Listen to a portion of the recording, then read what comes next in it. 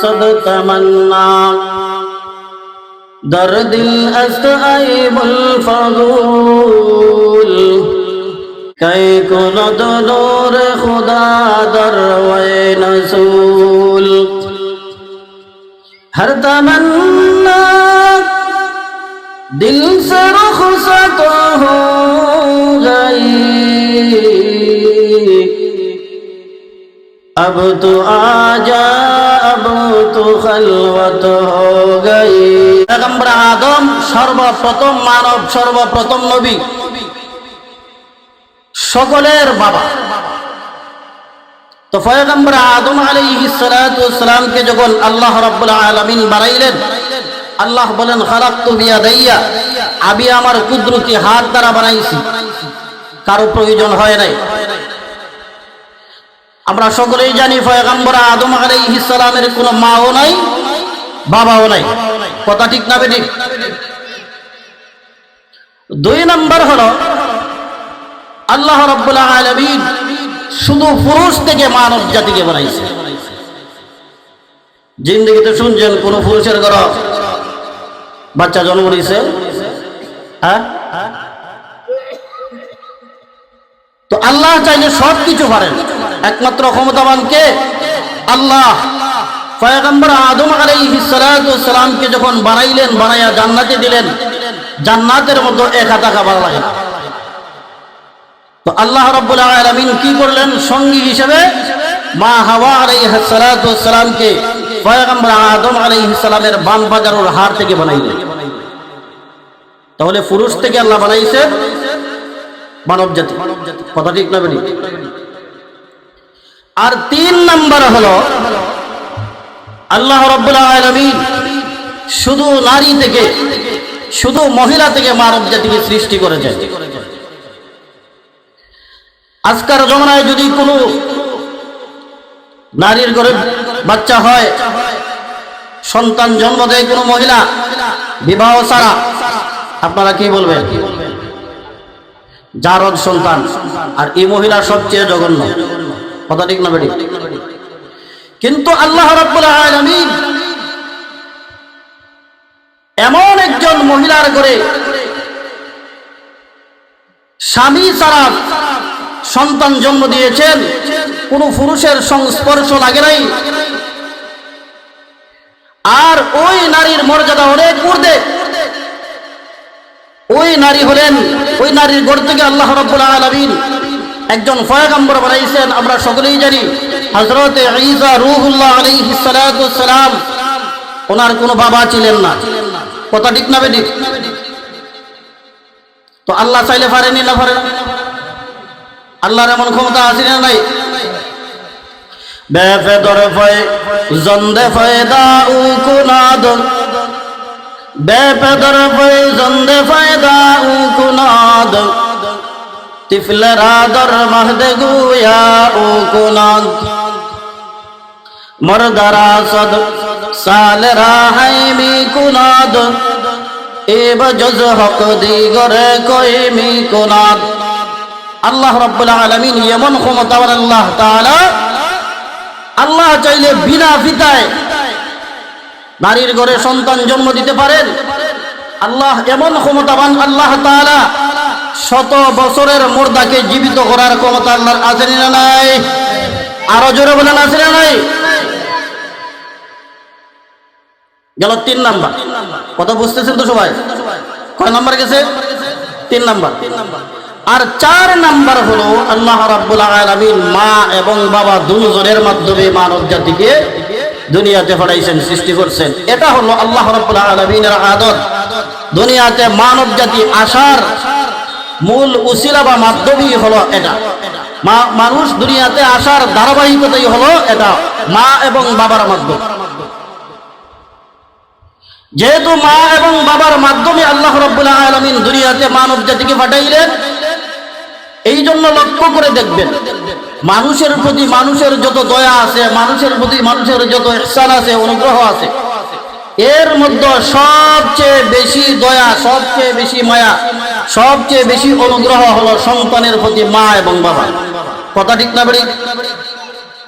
দুনিয়ার মধ্যে ভালোবাসার যত ব্যক্তি আছে, ভালোবাসার যত বস্তু আছে, ভাই ভাইকে ভালোবাসে, এটার মধ্যেও স্বার্থ আছে, আছে না নাই? ভাই বোনকে ভালোবাসে, এটার মধ্যেও স্বার্থ আছে, উদ্দেশ্য জড়িত আছে। স্বামী তার স্ত্রীকে ভালোবাসে, এটার মধ্যে উদ্দেশ্য জড়িত আছে। একমাত্র মা এবং বাবা তার সন্তানকে যে ভালোবাসে, এর মধ্যে কোনো বিন্দু পরিমাণ উদ্দেশ্য বা স্বার্থ নাই। একমাত্র নিঃস্বার্থ ভালোবাসা বাসে কে? জোরে সুরে বলেন কে? মা এবং বাবা। কারণ যদি নিঃস্বার্থ ভালোবাসা না হইতো, কোনো মা বাবার যদি উদ্দেশ্য থাকতো যে আমার সন্তান বড় হয়ে চাকরি করবে, অথবা আমি যখন বৃদ্ধ হয়ে যাব, আমি যখন কামাই রুজি করতে পারবো না, তখন আমার এই সন্তান বড় হয়ে আমি ঘরে বসে বসে খাইব, হ্যাঁ রুজি করে আমরা খাওয়াই, এরকম কোন উদ্দেশ্য যদি মা বাবার থাকতো, এই উদ্দেশ্যে যদি লালন পালন করতো, তাহলে যত ও কিছু সন্তান আছে, প্রতিবন্ধী আছে, বোবা আছে, ল্যাংরা আছে, এমন সন্তান জন্ম নেয় না, এগুলির মা বাবার বিষয় মেরে বলাইতো, লালন পালন করতো না। কথা ঠিক না বেঠিক? আরো জোরে বলেন ঠিক না বেঠিক? তো মা বাবা একমাত্র নিঃস্বার্থ ভালোবাসা কেন বাসে? এটা একটা প্রশ্ন আসে না? সবাই ভালোবাসে, উদ্দেশ্য আছে, স্বার্থ আছে। নিঃস্বার্থ ভালোবাসা মা বাবাকে লেগে বসে, যে এইটার উত্তর হলো যে আল্লাহ রাব্বুল আলামিন প্রত্যেকটা মা বাবার অন্তরের মধ্যে সন্তানের প্রতি একটা জজবা, একটা আকর্ষণ, একটা জ্বালা পয়দা করে দিয়েছেন। বলেন সুবহানাল্লাহ। আল্লাহ রাব্বুল আলামিন এমন আকর্ষণ পয়দা করে দিয়েছেন, যার কারণে লক্ষ্য করে দেখবেন মা বাবা দুনিয়ায় বসবাস করে, অনেক মা বাবার করে ও বাবা সে আছে না নাই? 3 বেলার মধ্যে 1 বেলা চুলার আগুন ঠিক মতো জ্বলে না, এমন অভাব আছে না নাই? সারাদিন মা বাবা কোনো কিছু খাইল না, না খাওয়ার পরেও শত চেষ্টা করে, হাজার চেষ্টা করে হলেও সন্তানের জন্য অন্তত একটা লুকমা পরিমাণ খাবারের ব্যবস্থা করে রাখে। মা মনে মনে ধারণা করে, যদিও আমি না খাইলাম, আমি যদিও সারাদিন উপবাস করলাম, আমার সন্তানটার মুখে যদি 1 লোকমা খাবার তুলে দিতে পারি, আমার সন্তানটা যদি খাইয়া হাসি মুখে কথা বলে, হাসি মুখে খেলাধুলা করে, তাহলে আমি মার অন্তরের মধ্যে শান্তি পাইলাম, আমি বাবার অন্তরে শান্তি পাইলাম। যদি আমার সন্তান খুশি থাকে, আমি মা বাবা খুশি। যদি আমার সন্তান খায়, তাহলে মনে করলাম আমি মায়ে খাইলাম, আমি বাবায়ে খাইলাম। কথা ঠিক না বেটি? নিজে না খাই হইলো সন্তানের জন্য খানাটা জোগাড় করে রাখে। এই জন্য আল্লাহ রাব্বুল আলামিন আমার তেলাওয়াতকৃত আয়াতের মধ্যে আল্লাহ রাব্বুল আলামিন বলেন যে বান্দা, তুমি সর্বপ্রথম আমার হকটা আদায় করবা। সর্বপ্রথম আমরা কার হক আদায় করব?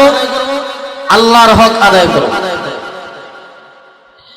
আল্লাহ রাব্বুল আলামিন বলেন, ওয়া কাদা রাব্বুকা আল্লা তা'বুদু ইল্লা ইয়্যাহ। আল্লাহ রাব্বুল আলামিন বলেন, বান্দা একমাত্র আমি মাওলার তুমি সেজদা দিবে। আমি মাওলার কুদরতি কদম সারা বান্দা অন্য কারো কদমে সেজদা দিবে না। বান্দা তুই গায়রুল্লাহর পূজা করবে না, বান্দা তুই মাজারে দেয়া সেজদা দিবি না, আগুনের সামনে সেজদা দিবি না রে বান্দা, গাছের সামনে যে সেজদা দিবি না। ভাই সেজদা পাওয়ার উপযুক্ত একমাত্র কে? আরো জোরে বলেন, একমাত্র আল্লাহ রাব্বুল আলামিন হলেন সেজদার পাওয়ার উপযুক্ত। অন্য কারো সামনে মাথা নত করা যাবে না, সেজদা করা যাবে না। আল্লাহ রাব্বুল আলামিন বলেন, বান্দা তুই সর্বপ্রথম আমি মাওলার হকটা আদায় করবি, আর আমি মাওলার হকটা আদায় করার পরপরই তুই তোর মা বাবার হকটা আদায় করবি। বলেন সুবহানাল্লাহ। হাদিস শরীফের মধ্যে মায়ার নবী বিশ্ব নবী রাহমাতুল লিল আলামিন হযরত আব্দুল্লাহ রাদিয়াল্লাহু তাআলা আনহু নবীজিকে জিজ্ঞেস করেন, ইয়া রাসূলুল্লাহ, ইয়া হাবিবাল্লাহ, আমলের মধ্যে সবচেয়ে প্রিয় আমল কোনটি? মায়ার নবী বলেন, সবচেয়ে প্রিয় আমল হলো নামাজের সময় হয়ে গেলে নামাজ আদায় করা। কি করা? নামাজের সময় হয়ে গেলে নামাজ আদায় করা। নামাজ কার হক? সাহাবী আব্দুল্লাহ আবার জিজ্ঞেস করেন, ইয়া রাসূলুল্লাহ, এরপরে কোন আমলটি আল্লাহর কাছে প্রিয়? মায়ার নবী বলেন, ক্বালা বিররুল ওয়ালিদাইন, মা বাবার সঙ্গে সদ্ব্যবহার করা। মা বাবার সঙ্গে সদ্ব্যবহার করা নবীজি কয় নম্বরে ঘোষণা করেছেন? 2 নম্বরে। নবীজি হাদিসের মধ্যে 3টা কথা বলেছেন। 1 নম্বর হলো নামাজের সময় হয়ে গেলে নামাজ আদায় করা। নামাজ কার হক? আল্লাহর হক। বান্দা তুমি আগে আল্লাহর হকটা আদায় করবা, আর 2 নম্বরে হলো তুমি তোমার মা বাবার হকটা আদায় করবা। সাহাবী আব্দুল্লাহ রাদিয়াল্লাহু তাআলা আনহু আবার জিজ্ঞেস করেন, ইয়া রাসূলুল্লাহ, এরপরে আল্লাহর কাছে কোন আমলটা সবচেয়ে বেশি প্রিয়? মায়ার নবী বলেন, ক্বালা সুম্মাল জিহাদু ফী সাবিলিল্লাহ, এরপরে হলো আল্লাহর রাস্তায় জিহাদ করা। এবার আল্লাহ রাব্বুল আলামিন এর রাস্তায় যে জিহাদ করে, যুদ্ধের ময়দানে বেঈমান কাফেরদের সাথে জিহাদ করিয়া রক্তে রঞ্জিত হইয়া যেই বান্দারা মারা যায়, যেই বান্দারা শহীদ হয়ে যায়, শহীদের মর্যাদা হলো তার জন্য জান্নাত ওয়াজিব হয়ে যায়। বলেন সুবহানাল্লাহ। এত বড় ফজিলতের ইবাদত জিহাদ, ওই জিহাদের কথাটা নবীজি 3 নম্বরে ঘোষণা করেছেন, আর 2 নম্বরে ঘোষণা করেছেন মা বাবার হক আদায় করা।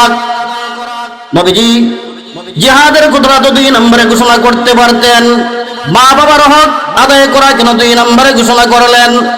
এর দ্বারা বোঝা যায় মা বাবার হক আদায় করা জিহাদের চেয়ে উত্তম ইবাদত। কথা ঠিক না ঠিক? আমার তেলাওয়াতকৃত আয়াতের মধ্যে আল্লাহ রাব্বুল আলামিন প্রত্যেকটা সন্তানকে মা বাবার প্রতি 6টা নির্দেশ দিয়েছেন। জোরে বলেন, কয়টা? 6টা। এর মধ্যে 1 নম্বর হলো ওয়াবিল ওয়ালিদাইনি ইহসানা, মা বাবার প্রতি তুমি ইহসান করবা। ইহসান শব্দটি হলো আরবি, বাংলা অর্থ হলো মা বাবার সঙ্গে সদ্ব্যবহার করা, দয়া করা, অনুগ্রহ করা। এবার এই ইহসান, এই সদ্ব্যবহার শুধু মুখের দ্বারা করলেই চলবে না, বরং খাওয়া দাওয়া, উঠা বসা, পোশাক পরিচ্ছদ সব কিছুর মধ্যেই এরা সীমাবদ্ধ। সন্তান তুমি বাজারে গেলা, বাজার থেকে আসার সময় তোমার ছেলে মেয়ের জন্য অথবা বিবির জন্য তুমি অনেক কিছু নিয়ে আসো, অথবা ঈদের সময় মার্কেট করো, মার্কেট করতে যাইয়া তোমার জন্য এক দামের, সন্তানের জন্য আরেক দামের, তোমার স্ত্রীর জন্য আরেক দামের, সবার জন্য দামি পোশাক খরিদ করলা। আর মা বাবা বৃদ্ধ হয়ে গেছে, মা বাবার জন্য 200 টাকা 150 টাকা দামের লঙ্গি শাড়ি, যেটা রাস্তার মধ্যে বিক্রি করে, ওটা নিয়ে আসলা। জানিয়ে রাখো সন্তান, তুমি মা বাবার সঙ্গে সদাচরণ করলা না। অথবা সন্তান তুমি বিদেশ বাড়ি থাকো, 5 বছর 7 বছর 10 বছর বিদেশ বাড়ি জীবন যাপন করেছ, বাড়িতে সুন্দর বসত বাড়ি করেছ, বিল্ডিং করেছ, বাড়িতে বৃদ্ধ মা বাবা রেখে গেছো, সব সময় বৃদ্ধ মা বাবা তোমার জন্য দোয়া করেছে আল্লাহর কাছে, মালিক আমার সন্তানটাকে তুমি বিদেশ বাড়ি ভালো রাখো গো মাবুদ, ভালো ভালো টাকা ইনকাম করার তৌফিক দিও, আমার সন্তানটাকে তুমি সুখে শান্তিতে রাখিও। মা বাবার দোয়ায় আল্লাহ রাব্বুল আলামিন তোমাকে লক্ষ লক্ষ টাকার মালিক বানাইল। 10 বছর, 7 বছর, 5 বছর প্রবাস জীবন তুমি কাটাইলা, আবার দেশে আসার পালা।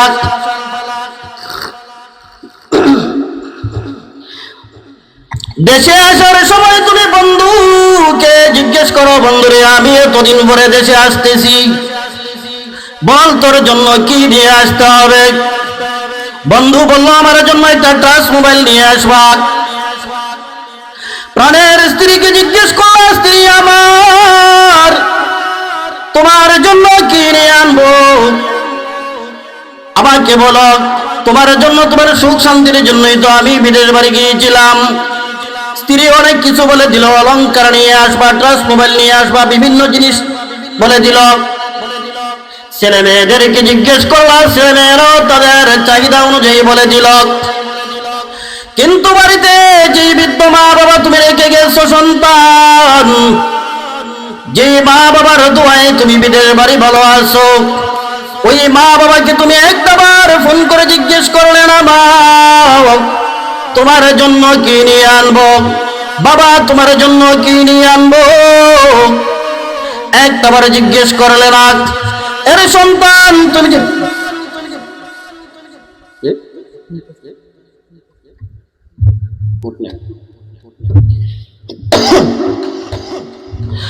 একবার তুমি মা বাবাকে ফোন করে জিজ্ঞেস করলে না, মা তোমার জন্য কি নিয়ে আসবো? বাবা তোমার জন্য কি নিয়ে আসবো? ওরে সন্তান, যদি তুমি মা বাবাকে জিজ্ঞেস করো, এরপরে তো মা বাবা তোমার কাছে কিছু চাইবে না। লক্ষ্য করে দেখবেন, বিদেশ বাড়ি থেকে যদি সন্তান মা বাবাকে জিজ্ঞেস করে, মা বাবা তোমার জন্য কি নিয়ে আসবো বলো, সন্তান বলে, মা বলে, বাবা রে আমার জন্য কিছু নিয়ে আসতে হবে না, তুমি যদি সহি সালামতে বাড়িতে এসে পৌঁছো, এটাই হবে আমার সবচেয়ে বড় চাওয়া, এটাই হবে আমার সবচেয়ে বড় পাওয়া। কথা ঠিক না বেঠিক?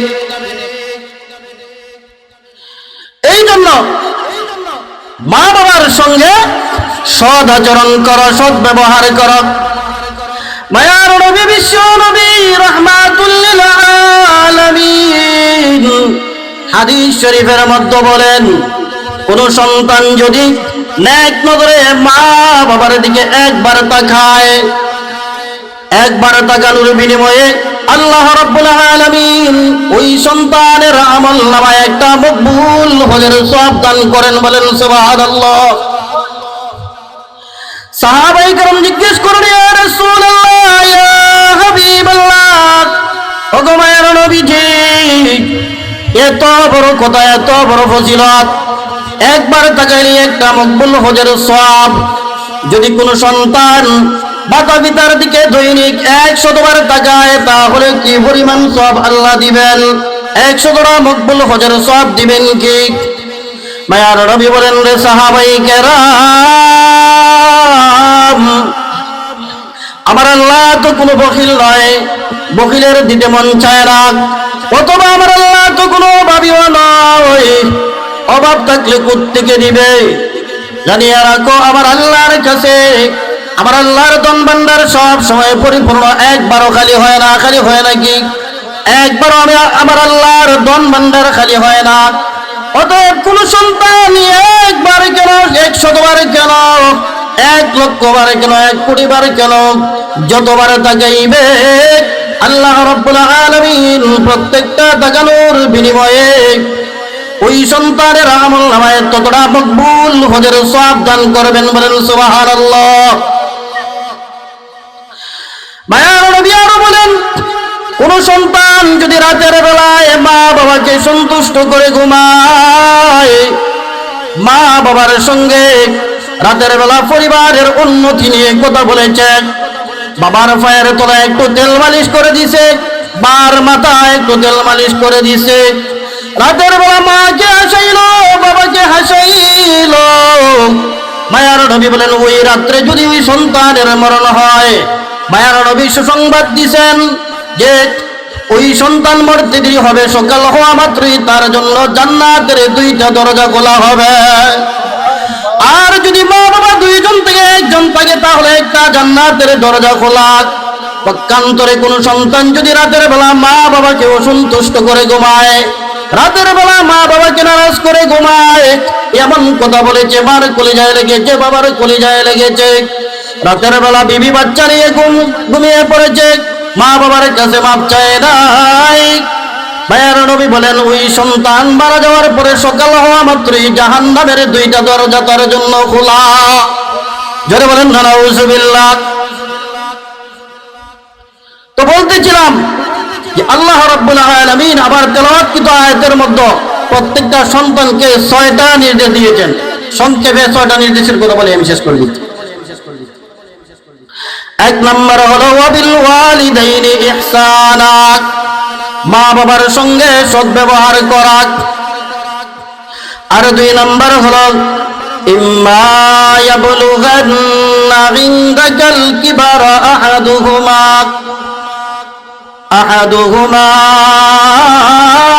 আও কিলাহুমা ফালা তাকুল লাহুমা উফ।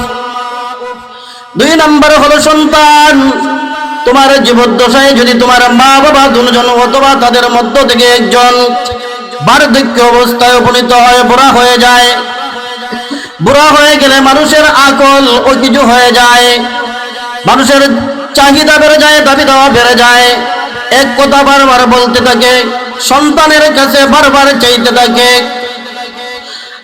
তো আল্লাহ রাব্বুল আলামিন বলেন তোমার মা বাবা যখন বৃদ্ধ হয়ে যাবে তখন তোমার সাধ্য অনুযায়ী তাদের চাহিদা পূরণ করার চেষ্টা করবে, তবে সাবধান, তাদের প্রতি তুমি এমন বিরক্ত হইও না, এমন বিরক্ত হইয়া উফ শব্দটা পর্যন্ত তুমি ব্যবহার করো না, অথবা তাদেরকেও এমন বিরক্ত করিও না তারাও যেন উফ শব্দটা ব্যবহার না করে।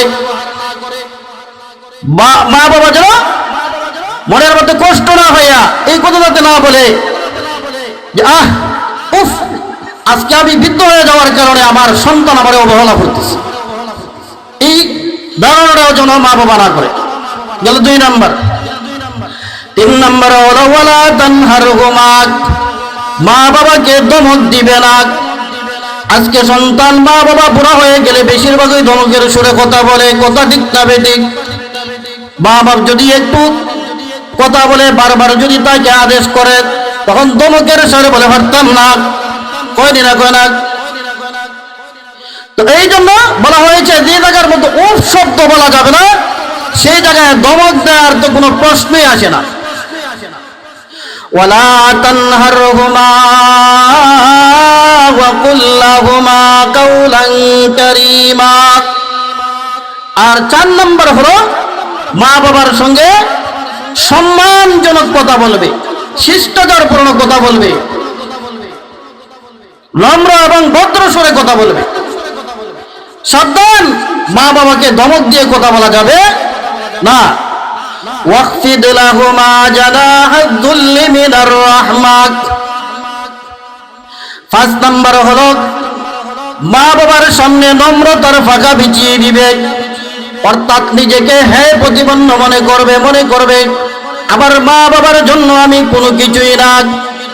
একজন আদমরা ছাত্র যেমন ভাবে উস্তাদের সামনে নম্র এবং ভদ্র সুরে দাঁড়িয়ে থাকে, বারবার মনের মধ্যে ধারণা করে আমার দ্বারা আমার উস্তাদের সঙ্গে যেন কোন রকম বেয়াদবি না হয়ে যায়, সব সময় অন্তরের মধ্যে এমন ধারণা রাখে, ঠিক তেমনি ভাবে তুমিও তোমার মা বাবার সামনে যখন কথা বলবা, মা বাবার সামনে যখন দাঁড়াইবা তখন মনের মধ্যে এমন ভয় রাখবা, এমন অনুভব করবা আমার দ্বারা যেন আমার মা বাবার সঙ্গে কোনো প্রকার বেয়াদবি না হয়, আমার দ্বারা যেন আমার মা বাবা কোনো প্রকার কষ্ট না পায়। আর 6 নম্বর হলো ওয়াকুর রাব্বিরহামহুমা কামা রাব্বায়ানি সগীরা। 6 নম্বর হলো মা বাবার জন্য দোয়া করবা। কি দোয়া করবা? আল্লাহ নিজে কোরআনের মধ্যে শিখিয়ে দিয়েছে, রাব্বিরহামহুমা কামা রাব্বায়ানি সগীরা।